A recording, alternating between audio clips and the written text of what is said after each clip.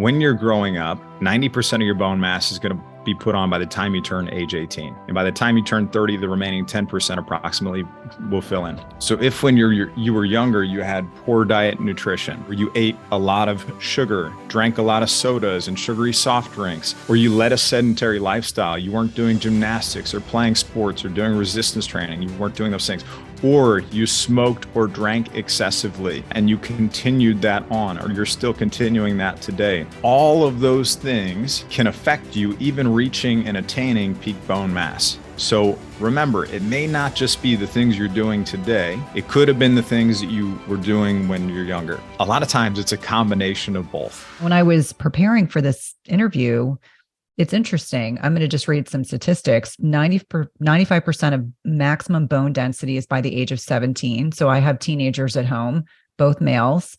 Men, it's 21 years old. So 17 years old for women, 21 for males. And after 30, so our peak bone and muscle mass are in our 20s and 30s. After 30, there's a gradual decline and natural bone mass reduction. But we don't talk about this. We don't even worry about it until someone gets a screening DEXA, maybe when they're 50, maybe when they're 40, and they have no idea. And so let's talk about the impact. Like, what is osteopenia versus osteoporosis? And understanding that osteoporosis is one example impacts 44 million Americans. I mean, that's a staggering amount of people that are walking around with poor bone health. Yeah, so osteoporosis literally means porous bone. And it's a condition that's characterized by either not enough bone formation, excessive bone loss, or it's a combination of the two of those things. And in osteoporosis, both your bone density and your bone quality are reduced. And that's going to increase your risk of fracture. Now, the way you find out you have osteoporosis is through what's called a DEXA scan. That's dual energy X-ray absorptiometry. Painless test, kind of like an X-ray, very low levels of radiation. You lay down on the machine does a scan, and it tells you your bone mineral density, the actual mineral content of your bone. Then what it does is it generates a score. And that score is called a T-score. And the T-score is basically telling you how much your bone mass differs from the bone mass of an average healthy 30-year-old adult. If you've got a score of 0 or, somewhere +1, -1, somewhere there, that's considered normal and healthy. If you've got a -1 to a -2.5, that's considered osteopenia, what most of us call low bone mass. And it's like a precursor to osteoporosis. If you've got a score of -2.5 or lower, so -2.6, -2.7, so on and so forth, that's considered osteoporosis. And the greater that negative number becomes, the more severe the osteoporosis. Now, most people, and you know this well, most people are not getting these until later on in life, till their 50s, 60s, maybe not even till they're 65 or older. But I recommend people get them a lot younger, their 30s, their 40s, something like that. So you have at least one objective measurement that you can, from which you can monitor future changes, so that when you hit menopause and, or you become postmenopausal and you have some reduction in bone loss, that you're not just surprised because you may not have actually had peak bone mass or reached it in your younger years too. Well, and it's interesting because how many women are on oral contraceptives? And as one example, oral contraceptives are keeping your sex hormones low. And how many women are on them from their teenage years until maybe they're 30 years old, until they start trying to have a family. And they don't understand they've missed out on all these years of healthy bone development. And yet, I understand we take oral contraceptives to help with contraception or to quote unquote fix PCOS or other types of menstrual irregularities. But as someone who was on oral contraceptives for a chunk of my young adulthood and is osteopenic now, I start reflecting back, like, what could we have done differently? What could have happened? And the other thing about osteopenia that I find really interesting is it's really a diagnosis that's been driven by the pharmaceutical industry, because you can't compare a 30-year-old's bone to a 50-year-old's and expect them to be the same. It would be unusual. Can you speak to that? Like, what has been your experience? I think a lot of people hear I have osteopenia and they automatically, they get this diagnosis, or I'm going to put that in air quotes. It really isn't a diagnosis. They get this attachment to their bone health, and all of a sudden they're fearful that determines for them that they absolutely positively are going to end up developing osteoporosis, and it doesn't have to be the case. Yeah. So a couple of things there. I mean, osteopenia that's what most people are told they have, but we would refer to it as low bone mass, right? It's not a formal diagnosis, but that's what someone's going to be told that they have. And that's when I'm communicating with people, that's the language they know. So that's the language I'll use, but then I'll tell them, hey, it's low bone mass. And there's more to the picture than just your bone density score. So the bone density score I just talked about, a T-score, that's comparing your bone density to the bone mass of a healthy, approximately 30-year-old adult, no matter what your age is. But there's also a Z-score, and that's comparing your bone mass to somebody who is the same age as you also. So that's going to probably be a better score to look at, especially if you're a younger person. Then the other part of this is that when you get a bone density scan, it's only giving you part of the picture. So bone density is the actual mineral content of your bone. Bone quality is the structural integrity of that bone, the microarchitecture, how that bone is organized. Those two things combine to create bone strength. So a lot of times you only have part of the picture at the time of diagnosis, and diagnosis happens in 15 minutes. You get your bone density scan results back, calcium, vitamin D, go for a walk. Here's your bone medication. And there's more information that you have to have. Another piece of information you have to have is that bone density scan, especially if you only have one, it can't tell you if you're actively losing bone right now, right? So a single bone density scan won't tell you that. What can tell you that are what are called bone turnover markers. So one of them is serum CTX, or a CT low peptide test. And this test looks at the activity level of cells that are breaking down bone. If that activity level is elevated or even really high, that can be an indicator of active bone loss and a root cause issue that needs to be addressed. There's also NTX, that's another one. And then there are bone formation markers too that you can look at. P1NP is one of them. That's procollagen. Type 1 N-terminal propeptide. That's the most sensitive marker for bone formation. But these are just some of the things that you can look at that, again, the single bone density scan is not going to give you that part of the picture. And so I would imagine that it's probably a functional or integrative medicine provider that's going to offer those additional bone turnover tests. They would probably lead, a functional provider would probably lead with those tests. You would probably have to ask, you're going to have to ask your general practitioner.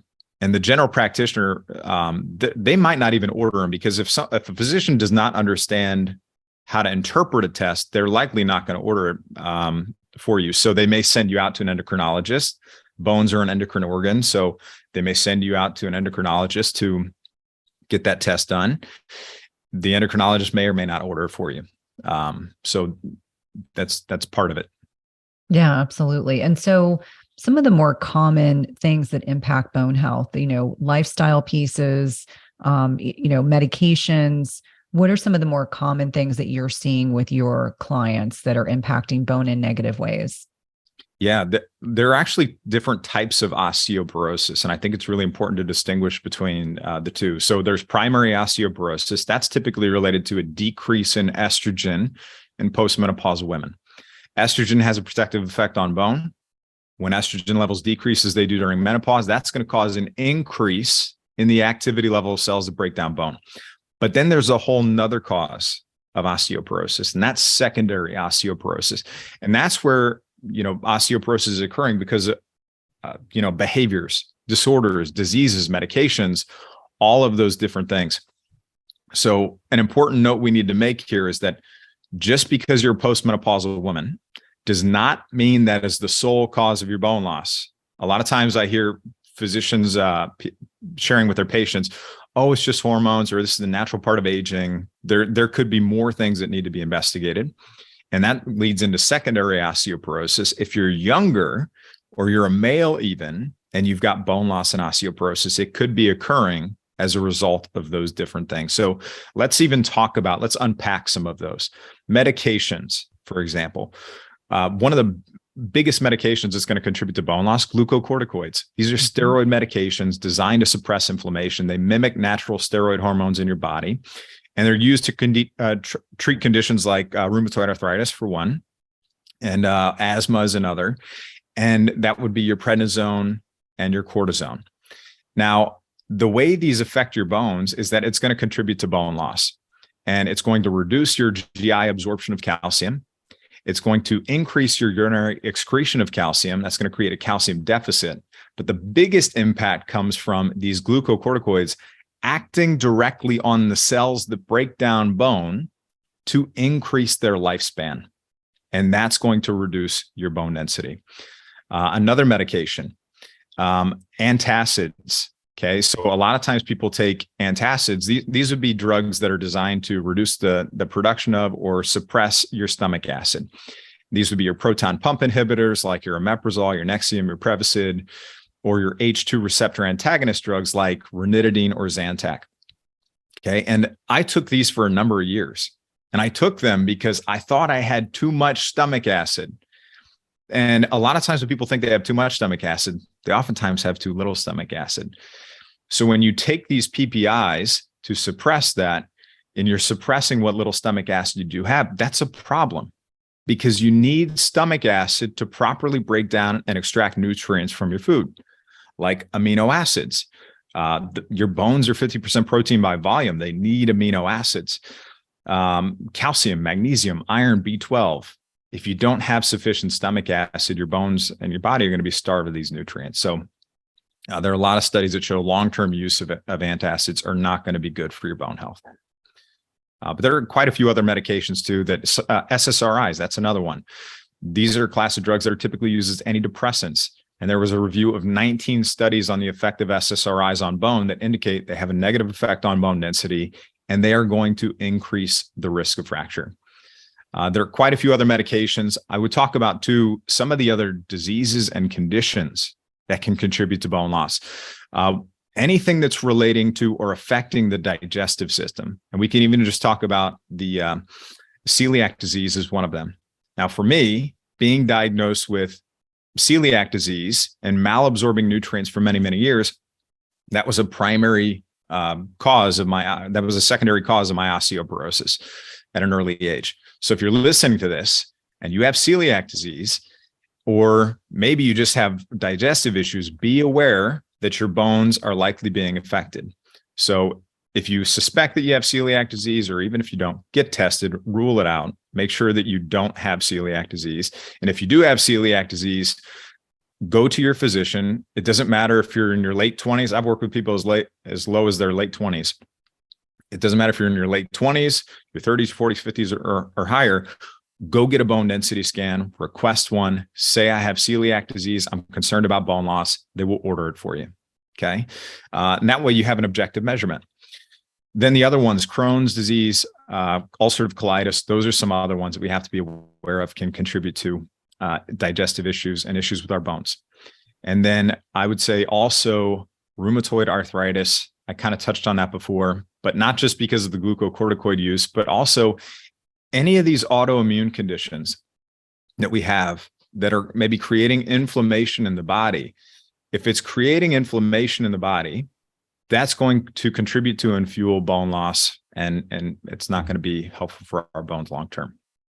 I think it's really helpful to have those connections, because I know that when I worked in cardiology, we gave PPIs to everyone. And I'm not kidding. Everyone in the hospital was put on a PPI. And it's one thing if you're on it, they're designed to be used for short term, less than a month, but patients are on them for years. So just thinking about the net impact, I know that statins are also, there's some association with statins and osteoporosis, and how many patients are on statins, millions.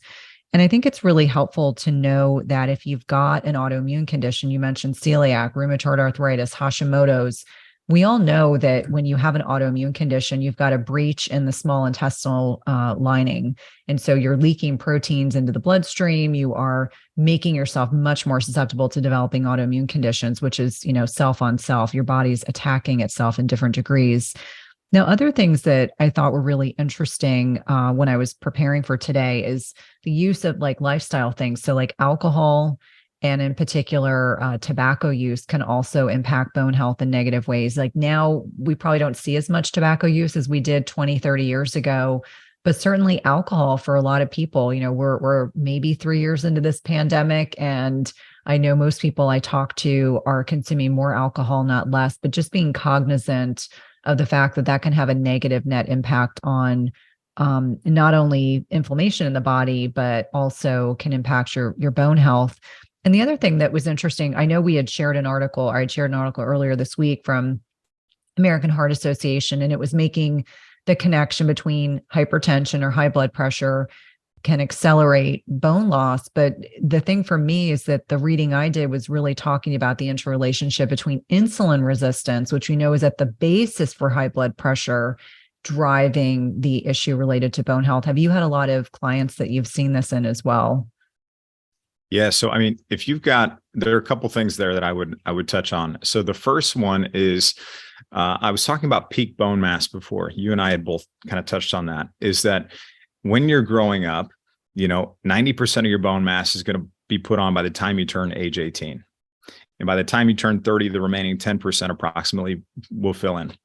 So if when you were younger, you had poor diet and nutrition, so you weren't getting enough calcium or vitamin D or other important nutrients at a young age, or you ate a lot of sugar, drank a lot of sodas and sugary soft drinks, or you led a sedentary lifestyle, you weren't doing gymnastics or playing sports or doing resistance training, you weren't doing those things, or you smoked or drank excessively, and you continued that on, or you're still continuing that today. Or you had an eating disorder, or you took certain medications, all of those things can affect you even reaching and attaining peak bone mass. So remember, it may not just be the things you're doing today. It could have been the things that you were doing when you're younger. A lot of times it's a combination of both. So a lot of times it's things you did when you were younger, but things that do need to be addressed today. The other part of this is I touched on sugar there too, but reducing your sugar intake.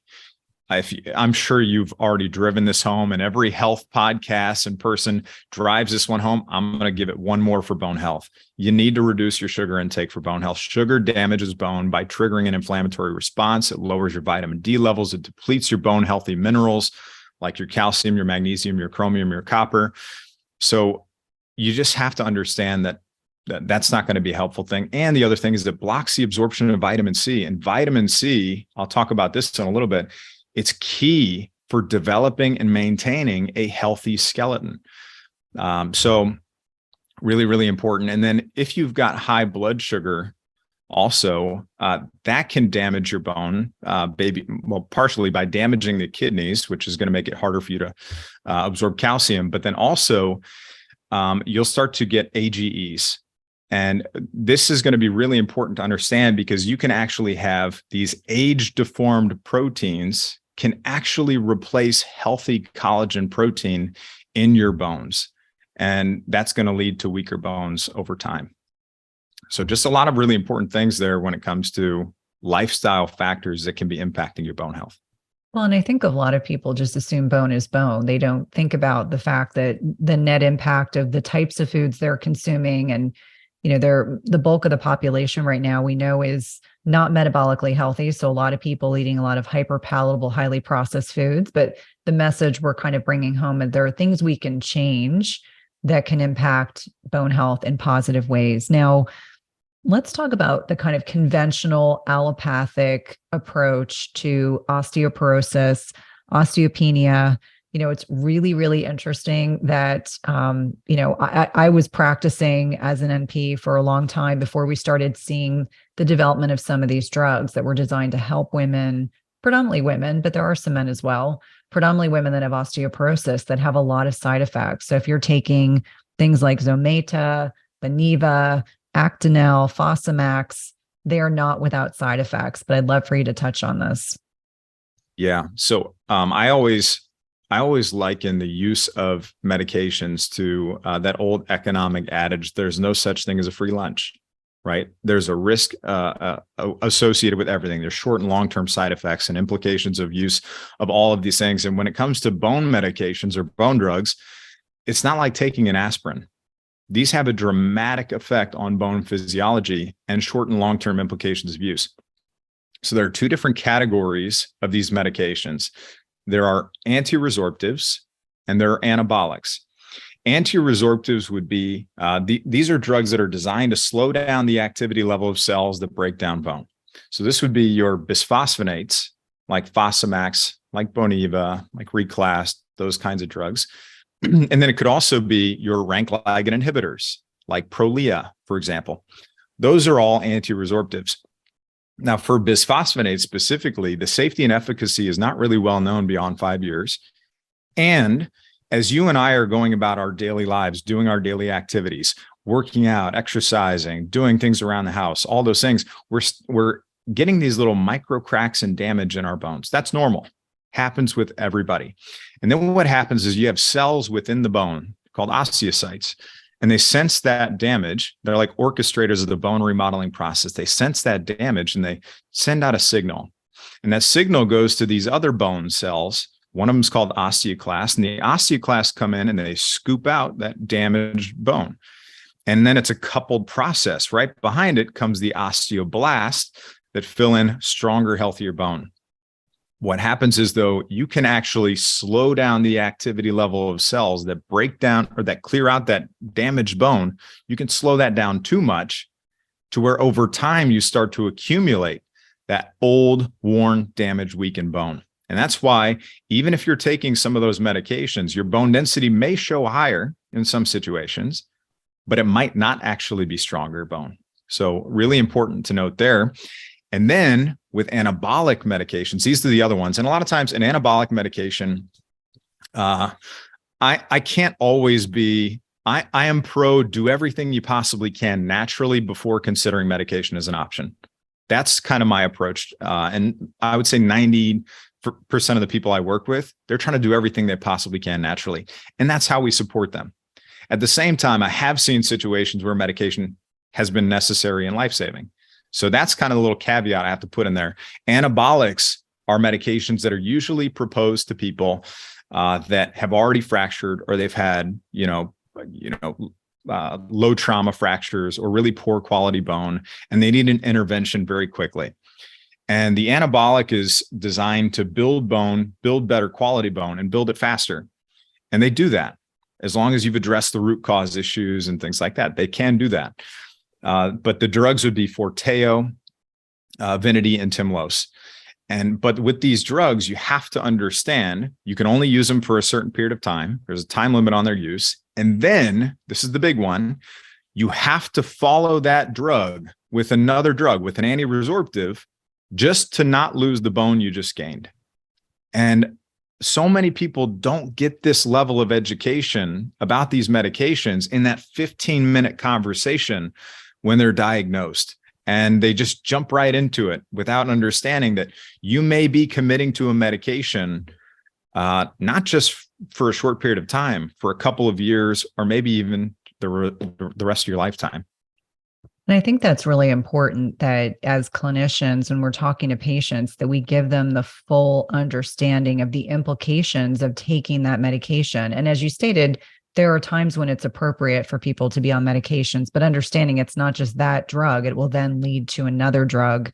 And one really interesting statistic that I found is, for those that are taking biphosphates, the longer you take them, the greater the risk for mandibular necrosis. So this is actual, damage to the bone in your jaw, and atypical femoral fractures, which I saw a lot of this in the ER, as well as atrial fibrillation, which is a heart arrhythmia, which I saw a lot of, and then an eye issue called uveitis. So just really interesting. Like, as I was diving down this rabbit hole to get prepared for today, I was like, there's long-standing issues. It's not just the bone. You can also impact heart arrhythmias, eye issues.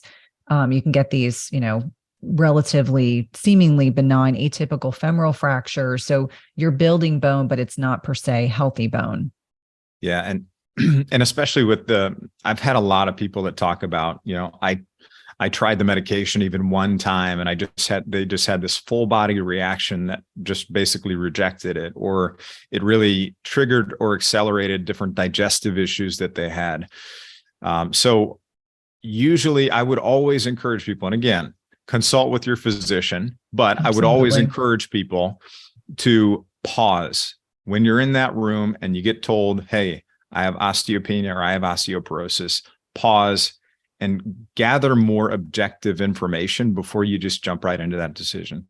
Absolutely. And one thing that I'm starting to find and see is that more now that, hormone therapies are not as vilified as they were 20 years ago after Women's Health Initiative came out, I'm starting to see more providers prescribing estrogen and testosterone therapies to help with bone health. Are you seeing that in your clinical practice as well?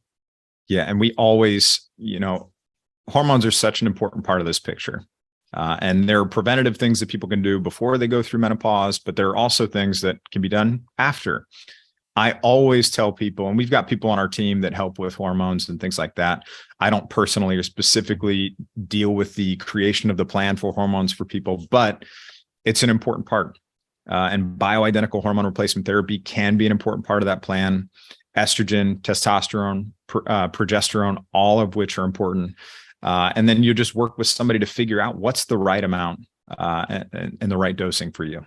Absolutely. I think it goes without saying, a lot of the conversations that we have on this podcast is just providing good information. So if you are osteoporotic or osteopenic, starting that conversation with your healthcare provider earlier rather than later so you can be proactive. Now, it's interesting. I was reading in the American Journal of Clinical Nutrition that calcium does not reduce fracture risk in postmenopausal women and may actually increase hip fractures. Has that been consistent with what you have been reading as well? So calcium is going to be important, right? But it has to be taken or consumed with other nutrients and cofactors. If we look at just calcium or just vitamin D by themselves, and we're supplementing for 500 milligrams or more or something a day, if you don't have these other nutrients and cofactors, that's going to increase cardiovascular disease risk, going to increase risk of kidney stones, and all those different things. I'm always encouraging people, start with your diet and nutrition first. How can we get you to the point? And you need to actually kind of count this out, at least initially, count it out, see where you're at from at least your most important nutrients. And we could talk about what some of those other nutrients are in a minute, but get to the point where you are sufficient in some of these nutrients, and then where you can't close the gaps or you're having a really challenging time, especially if you're like on an autoimmune protocol or you're on a restrictive kind of initial dietary approach that maybe is limiting certain nutrients. That's when we're going to bring in supplementation to close those gaps if and when necessary. Yeah. Sorry. Oh no, I was just going to say, so some of the other nutrients. So calcium is obviously one of the nutrients. Yes, it is the primary mineral constituent in your bones. So it is important, but we have to have these other nutrients and vitamins and minerals too. So what are those other nutrients? Vitamin D is really important. Most people already know vitamin D and calcium for bone health. Vitamin D is increasing the intestinal absorption of calcium. It's reducing the urinary excretion of calcium. It's going to promote higher bone mineral density. It's going to slow bone loss and have a lot of other positive health impacts for us. You need to be, before you actually go supplementing with vitamin D, you need to get a test run to see what your vitamin D levels are at. So a 25 hydroxy vitamin D test, get that run, see where your levels are at. And then for most people in the US, that range is really wide. It's 30 to 100 NGML, right? If you're on the very low range of that, or you're on the upper end of that, you're going to be told that's normal.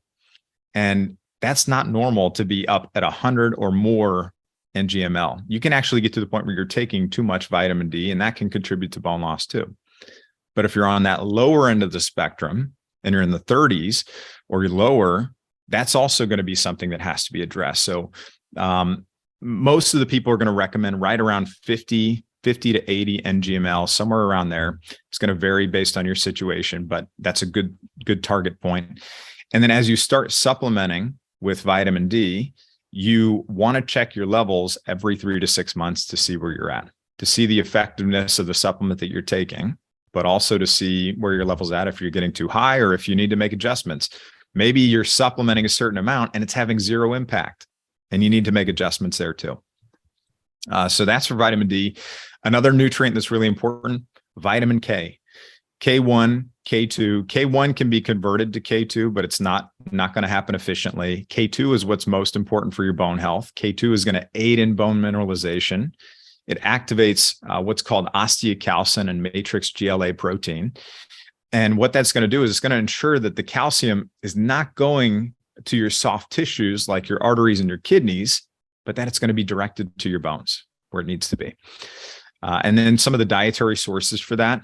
If we're talking about K1, these would be your dark green veggies, your asparagus, your kale, your broccoli, your chard, your all that kind of stuff. If you're talking about K2, there's different forms of K2. There's MK4, and that would be found in like a beef liver, your grass-fed ghee and butter, your dark meat chicken, your pastured egg yolks. Those are sources of MK4. And then MK7 would be your hard cheeses, your fermented foods, sauerkraut, natto, and this is really interesting, bacterial fermentation in our guts. Your gut can actually produce nutrients for your health. That's amazing. We have that within us, and it's amazing that it can do that. Do you have any research or are you talking at all about melatonin? I did a melatonin podcast a few months ago, and so it was down the rabbit hole about melatonin.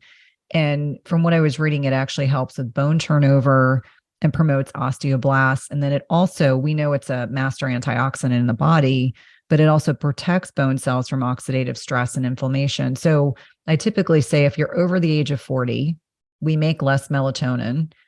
If you're under the age of 40, we want to be conservative with melatonin use. I'm talking about middle-aged people and older, that melatonin has a lot of benefits and it's not just sleep support. Have you been reading anything or using melatonin in your practice? We would always encourage somebody to start, see what progress can we make before incorporating or adding that in. But it could be a helpful part of somebody's plan, because most people, melatonin as a hormone is produced. It's this tiny gland in the lower back part of the brain called the pineal gland that regulates our circadian rhythm and all these other things. So your immune system, sex hormones, even bone health. Melatonin is super, super important. And in terms of the effect that it's going to have on your bones, it does have an important effect and it does play an important role. In terms of helping regular circadian rhythm, it's improving bone remodeling by suppressing your bone loss, by promoting bone formation. It actually upregulates the gene expression of proteins and markers for bone formation like alkaline phosphatase, bone morphogenetic protein, osteocalcin, osteoprotegerin. Those are all things that are being upregulated and promoted for bone formation with melatonin. And then it's eliminating free radicals. And so during the bone breakdown process, these osteoclasts, those cells that break down bone, they're generating these free radicals. And free radicals, if you're not familiar with them, they're basically toxic byproducts of oxygen metabolism that can cause significant damage to cells and tissues through oxidative stress. And then melatonin is actually an antioxidant that can help with that too. So it can absolutely be a helpful part of that. Yeah, it's really interesting. Melatonin is one of these like grossly underappreciated hormones. I think people just make the association with sleep, and it does so much more than that. What about the net impact of stress on bone health? How does it negatively impact our bone health? If you think of the different types of stressors that we're coming in contact with every day, and I would say everybody references the lion, right? Thinking about the lion, but it's not always the lion. It's the fear, the worry, the emotionally charged thoughts, the family conflict, the financial challenges, all of those, or this is a big one, keeping up with the perfect lives of the Joneses on social media. All of those things contribute to and drive that stress response. Now, the stress response is something that we need to do. We need to have that. It's an important part of our health. And it's that fight or flight response. It's not a bad thing. But when we're in this fight or flight response for too long, we're sending blood and energy and nutrients and resources away from the areas that are not required for immediate survival. And we're sending them to areas that need it most, like your muscles and your heart. And then we're communicating to our bodies to secrete adrenaline and cortisol. both of those, they're critical to our survival as a species, right? But when we're chronically activating this and flooding our bodies with cortisol, that's when we're going to run into problems. And in terms of the issues that we can have increases in blood sugar, weight gain and obesity, leaky gut, cardiovascular disease risk is going to increase, hormonal imbalances. And then also it's going to decrease your immune system, impact other hormone levels. So your thyroid function is usually downregulated during stressful conditions. And then it's going to affect your mood, your brain health, and your sleep quality. In terms of your bone health specifically, bone-specific impacts of chronic long-term stress and high cortisol, it's reducing progesterone production. And progesterone is really, really important for your bone health. It's reducing the ability of the osteoblasts to form bone. These are the cells that build bone. So it's reducing their ability to do their job. And then we kind of touched on this with glucocorticoids earlier when we were talking about prednisone, but high glucocorticoids are their natural steroid hormones. That's what cortisol is. That's going to kill osteocytes. And osteocytes are those orchestrators of the bone remodeling process. So it's going to contribute to and fuel bone loss if you've got chronic long-term stress. Yeah, this is a habitual topic that I discuss in almost every podcast because there's this unfortunate predilection for people to assume that stress is entirely benign. And I remind people acute stress is part of our day-to-day lives. It's chronic stress that can impact us negatively. And I think a lot of people don't think about bone as its own organ, and it really is. So there's systemic effects, localized effects from stress. Now, one area that I'm really excited to talk to you about, and I know we were emailing back and forth, is talking about how our bones and our gut health are interrelated. We've kind of touched on this. Yeah. But I think that diving a little deeper into the gut microbiome and the involvement of cytokines and how this impacts bone health is of particular interest because we have so many listeners that have autoimmune issues. I mean, Hashimoto's, you mentioned you personally have had celiac, but so many people have got rheumatoid arthritis. They've got sojourners. I mean, so many people are impacted by, their gut microbiome not being optimized, and understanding there's this complex interrelationship with bone health as well. Yeah, there is a major connection between gut health and bone health. As you're taking in food and you're starting to break that down in your mouth, and then it heads to your stomach to be turned in that acidic mix to break it down even further, and then it makes its way to your small intestine, what I call your soil, right? So if you imagine your body and your bones as being like plants, in order to grow, you need the right nutrients and the right conditions, right? So many people focus so much on the nutrients, the salads, those smoothies, of supplements, that they're not considering that soil. And so when it gets to the soil, that's where nutrients are broken down to their final form, where they're going to be absorbed by us, the plants. But if you have small intestinal bacterial overgrowth, so good bugs, but maybe in the wrong place, if you have gut infections, if you have an issue like celiac disease or one of the other conditions like IBD, ulcerative colitis or Crohn's, those can all affect your ability to absorb nutrients. And inside our small intestine, we have these things called villi, which are like roots in our soil. And they're these tiny little hair-like projections that are responsible for absorbing the nutrients from the food you eat. They absorb those nutrients, and then they shuttle them to where they're needed inside the body.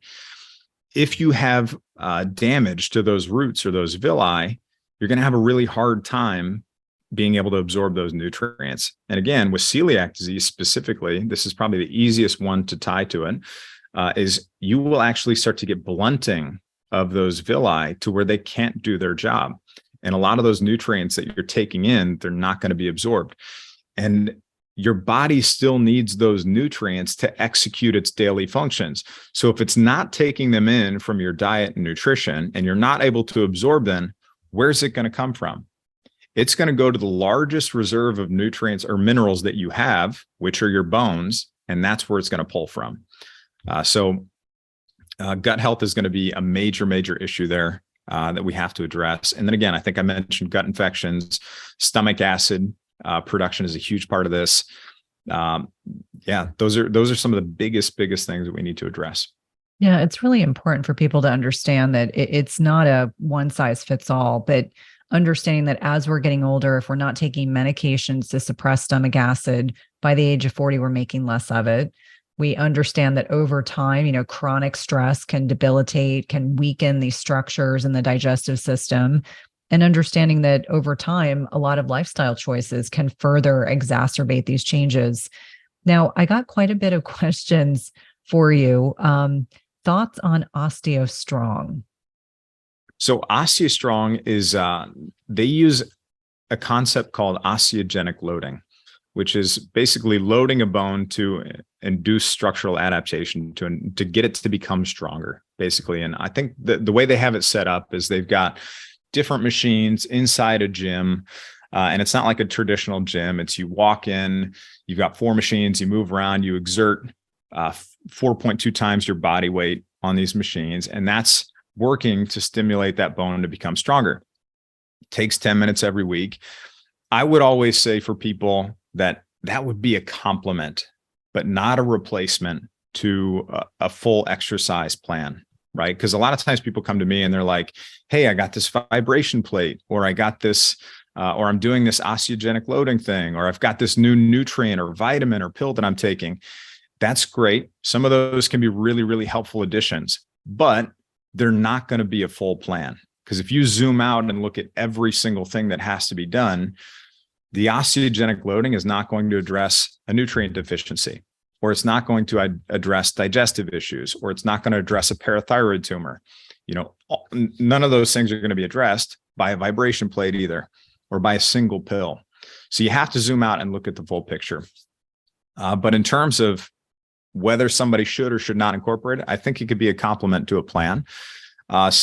Maybe an asterisk I would put there would be, if you're somebody that if you already have poor quality bone and you're fracturing multiple times, or, you've got, what you don't want to go do is then load that, put a maximum load on bones that you're already fracturing that are already poor quality. You would not want to do that. So just keep those things in mind as you go and you approach some of these different technologies that are out there. I think that's very reasonable.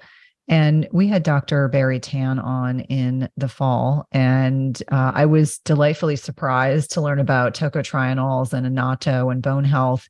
Is this something that you are using with your clients right now, or your clinicians are using with their clients? It's something that really I found I was very humbly interested, invested in learning more about the role of annatto and bone health.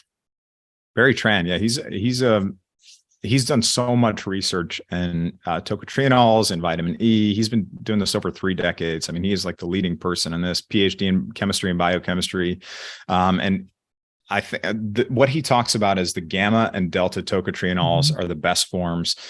And in terms of bone health, there are quite a few studies, especially in animals, that have been done that are showing that not only does it improves or helps improve bone formation, it's reducing bone resorption or breakdown, it's helping improve the bone strength and reducing oxidative stress. All of those things are helping the overall picture.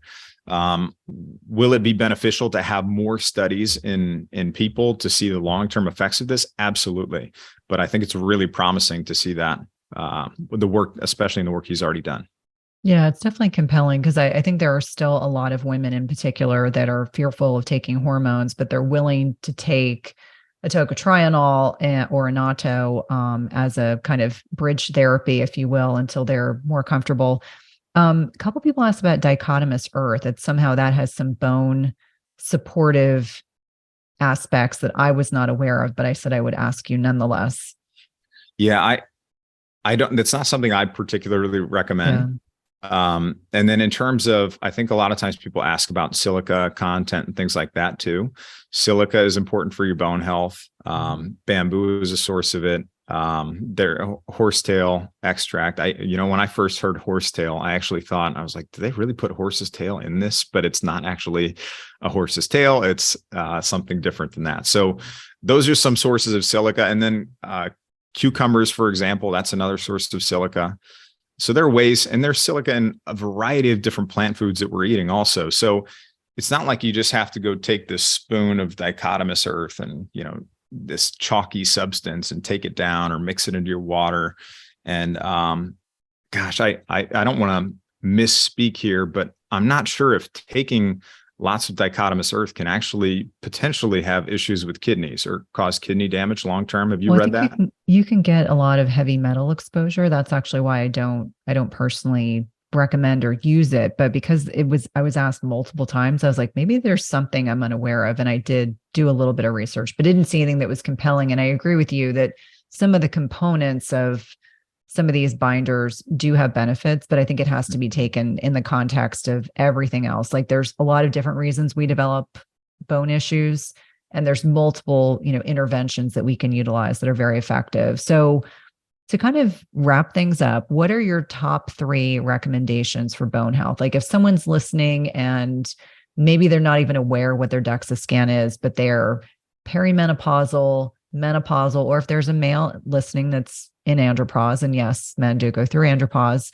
and are at risk. We talked about some of the risk factors. They are at risk. One thing we didn't talk about, let me just interject this quickly. There's a genetic susceptibility. So if you're a thin Caucasian or Asian female, you can be at risk. Obviously, we mentioned the smoking, alcohol use, but just understanding if you haven't yet done the testing, but you want to do some things that are beneficial for bone health, what would be your top 3 suggestions? Just blanket recommendations. Number one is if you don't have a bone density scan, go get one, get your objective data. If you've got a daughter or somebody else too, maybe if it's not even just for you, or a son that has digestive issues or something like that, go get a bone density scan, find out where you're at. Then go get, an active bone loss test, a serum CTX or something like that, to see if it's elevated, to see if maybe there's a root cause issue that needs to be addressed. Explore that root cause issue. Figure out what the root cause issue is. We help people with that, but there's also plenty of functional medicine practitioners out there that can help with that, figuring out the root cause issue. And then the other part of this is make sure your nutrition and your stress and your sleep are dialed in. In terms of stress, we just talked about this, that if you've got high stress all the time, ongoing, you're a worrier, incorporate some healthy meditation practice. I know for me, being a Marine, it took me a full year just to get to the point where I felt like I knew how to meditate properly. And now it is a non-negotiable daily practice for me. In the past, I would actually laugh about it, that I thought meditation was kind of laughable. And now I'm like, how could I couldn't live without this at this point. So cultivate a healthy meditation practice. Sleep. You have to sleep. It is pretty well documented. If you've got poor sleep, it's going to reduce your bone quality. So make sure you're getting 7, 8, 9 hours a night if you possibly can. I know that's not always possible for everybody, but try to at least get 7. And then the other part of this is nutrition. Anti-inflammatory diet. Some of my favorite foods to incorporate would be sardines and mackerel with the bones in. Absolutely love them. The reason I like the bones in is because they've got protein, they've got all the minerals in the right ratios that nature put them in that you need for your own bones. And if you're on an anti-inflammatory diet and you've had to remove dairy or something like that, or you're not incorporating that in your plan, you still need to get calcium and other nutrients. And those bones can be a really helpful source for that. And then omega-3 fatty acids are also in those fish, and those are like dampeners of inflammation. So I really like those. Arugula. Arugula is another one of my favorites. I love arugula for quite a few reasons. So try to incorporate that into a salad, saute it as maybe a side dish or something like that. That could be good. And then vitamin C rich foods. Make sure you're incorporating those because, as I talked about before, that's really, really helpful for developing and maintaining a healthy skeleton. So that's from the nutrition perspective. And then the last part of this, you need to exercise. You can be taking all the supplements you want. You can be eating all the mackerel, the sardines, the arugula, the vitamin C rich foods, the berries, all that stuff. You could do all that and not build bone or be able to build bone strength because you didn't provide any stimulus to help.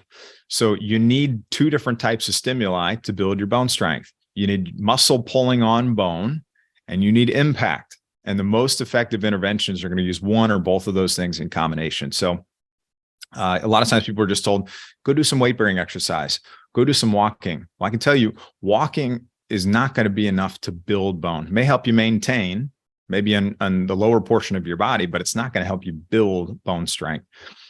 So yes, absolutely walk, but just be aware that's not going to be enough. And then also be aware that if you're only incorporating non-weight bearing exercise, which would be your swimming or your cycling, as your only forms of exercise, that also has to be addressed. You have to have the other form of exercise, which is resistance training. This has to be a part of it. And this could be done with dumbbells or barbells or resistance bands or things like that. And you can get to a point where you're providing enough of an intensity and a stimulus in a safe way that is going to get you to a point where you're actually building bone strength. Those would probably be some of the biggest pieces that I would say you need to touch on.